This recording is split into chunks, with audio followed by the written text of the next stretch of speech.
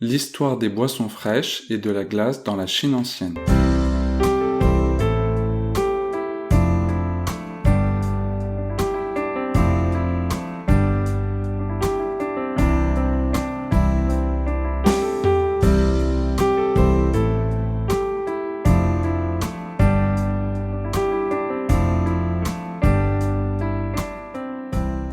Par une chaude journée d'été, rien de plus agréable que de prendre une boisson fraîche ou de manger une glace pour se rafraîchir. Comment les Chinois anciens, qui n'avaient ni réfrigérateur ni climatisation, passaient-ils l'été? Buvaient-ils des boissons fraîches? En fait, les Chinois anciens ont inventé de nombreuses méthodes pour se rafraîchir et éviter la chaleur. Et tout comme nous aujourd'hui, ils adoraient les boissons fraîches.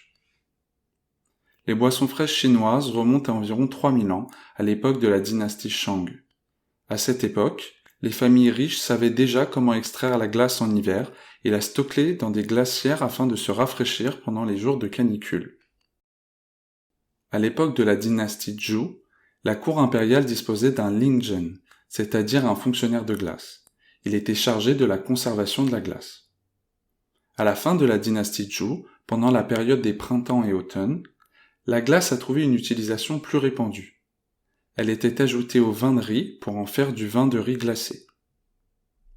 Sous la dynastie Tang, les Chinois ont découvert que le salpêtre absorbait beaucoup de chaleur lorsqu'il était dissous dans l'eau, ce qui refroidissait l'eau et la transformait en glace. Les Chinois anciens, très ingénieux, ont ainsi compris comment fabriquer de la glace en été. Alors, comment les Chinois anciens conservaient-ils les boissons fraîches et les glaces? Ils utilisaient des récipients réfrigérants appelés jian. Le jian est une grande cuvette initialement en terre cuite, puis en bronze à partir du milieu de la période des printemps et automnes, également appelée bingjian, récipient de glace. Pour l'utiliser, il suffisait de placer un récipient rempli de boissons ou d'aliments dans le jian, puis remplir le jian de glaçons, avant de refermer le couvercle et, en quelques instants, les boissons fraîches étaient prêtes. Ce n'est qu'à partir de la dynastie Song que les boissons fraîches ont progressivement fait leur apparition dans la vie quotidienne des gens ordinaires. Les commerçants de la dynastie Song ont commencé à ajouter des fruits et des jus de fruits glacés dans les boissons, comme la soupe glacée de boulettes de riz gluant au miel et aux haricots mongo, et la soupe glacée acidulée à la prune noire de la dynastie Song du Nord, ou encore l'eau glacée aux haricots rouges et le vin glacé à la fleur de prunier. Selon l'histoire des Song, l'empereur Song Xiaozong avait un jour consommé trop de boissons fraîches ou de glace pour se rafraîchir, ce qui lui avait provoqué une diarrhée pendant plusieurs jours. Son ministre des rites lui expliqua qu'un souverain ne devait pas manger n'importe quoi selon ses envies. À partir de la dynastie Yuan, les boissons fraîches traditionnelles chinoises ont connu une nouvelle avancée. Les gens ont ajouté du jus de fruits et du lait à la glace, ce qui ressemblait un peu à la crème glacée moderne.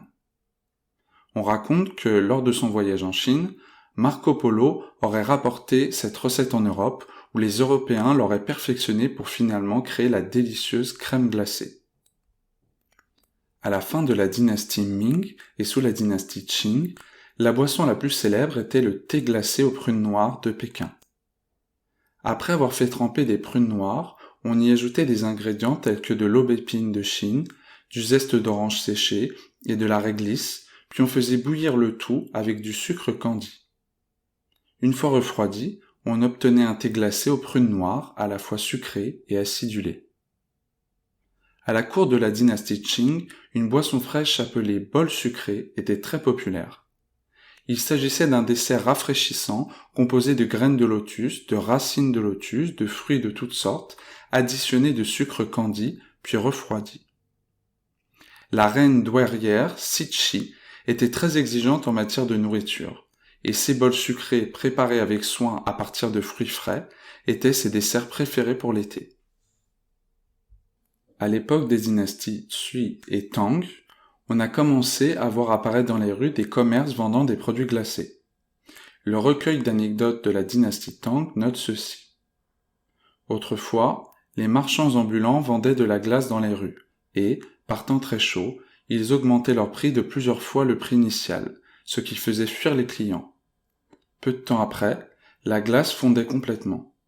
Les marchands ambulants, avides, finissaient par le regretter. À cette époque, on trouvait déjà des boissons rafraîchissantes similaires à celles que nous apprécions aujourd'hui pour leurs vertus bénéfiques pour la santé. On les appelait alors Yinzi. Les rues de Chang'an regorgeaient de Yinzi-dian, des magasins de boissons fraîches qui, comme aujourd'hui, étaient innombrables. Certains d'entre eux permettaient même de payer après la consommation. À l'époque Song, des magasins spécialisés dans les boissons fraîches, plus professionnels ont fait leur apparition. Dans la capitale de la dynastie Song du Nord, Bianjing, pendant le 6e mois du calendrier lunaire, des stands de boissons fraîches étaient installés des deux côtés de la rue et vendaient toutes sortes de boissons fraîches et d'autres produits rafraîchissants tels que la soupe glacée à la réglisse, la glace à la violette et la papaye crue. L'industrie des boissons fraîches et de la glace s'est développée rapidement pendant les dynasties Ming et Qing, s'étendant à toutes les grandes villes du Nord, et les glaces n'étaient plus une denrée rare en été. La ville de Pékin, en particulier, était devenue le centre national de l'industrie des boissons fraîches et des friandises glacées à l'époque. Chaque été, on pouvait voir partout dans les rues des marchands vendant de la glace et des boissons fraîches. J'espère que ce podcast vous a plu et qu'il vous inspirera à créer vos propres boissons rafraîchissantes pour cet été.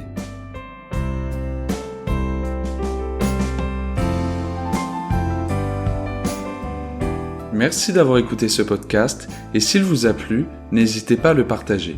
Je vous dis à bientôt sur le site visiontimes.fr. L'extrait de musique que vous avez écouté nous est gentiment offert par l'artiste Tony Shen que vous pouvez retrouver sur YouTube.